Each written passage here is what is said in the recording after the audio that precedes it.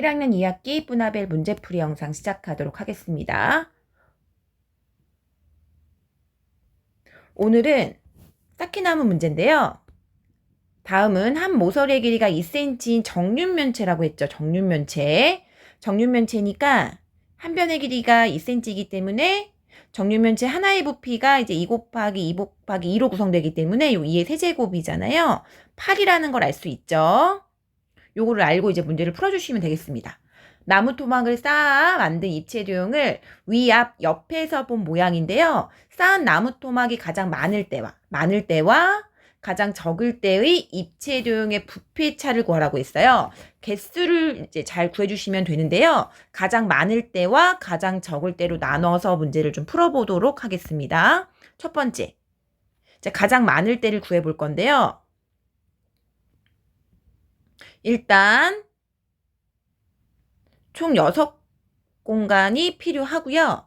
이제 가장 많을 때예요. 첫 번째는 위에서 봤을 때, 앞에서 봤을 때, 옆에서 봤을 때를 다 만족해야 되니까 6칸이 꽉 차 있어야 되고요. 위에서 봤을 때는요. 앞에서 봤을 때는 맨 왼쪽과 맨 오른쪽에 어쨌거나 3칸이 올라가 있어야 한다는 얘기고, 옆에서 봤을 때는 앞쪽은 무조건 2칸을 유지하면서 뒤쪽은 3칸을 유지해야 된다. 이런 조건들을 갖고 있다는 게 이제 눈으로 보이시는 거잖아요.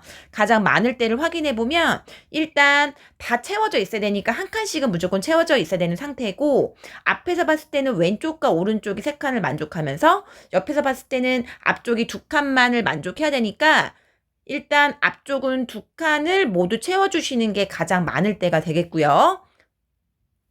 맨 뒤에는 3칸씩 들어가면 되겠네 라고 생각하실 수 있는데, 앞에서 봤을 때 가운데 한 칸이 비어있기 때문에 얘는 3칸이 아니고 2칸이 된다는 사실을 알 수 있습니다.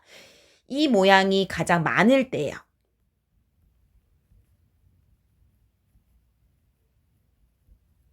그러면 총 개수가 14개이기 때문에 하나당 부피가 우리 8이라고 얘기를 했었죠. 그래서 전체 부피는 112 세제곱 센티미터가 나옵니다.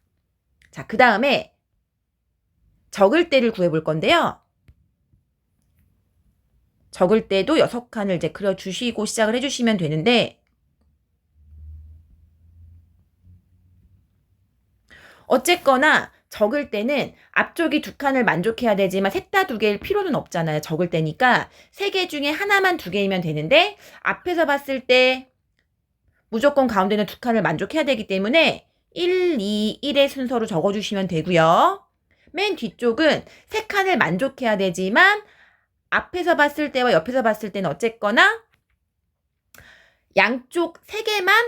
양쪽만 3개씩을 만족하면 된다는 걸 알 수 있기 때문에 3, 3으로 채워주시면 되고요. 가운데는 이미 앞에 2칸으로 만족이 되니까 한 칸만 들어가도 상관이 없겠죠. 이게 가장 적을 때인데요.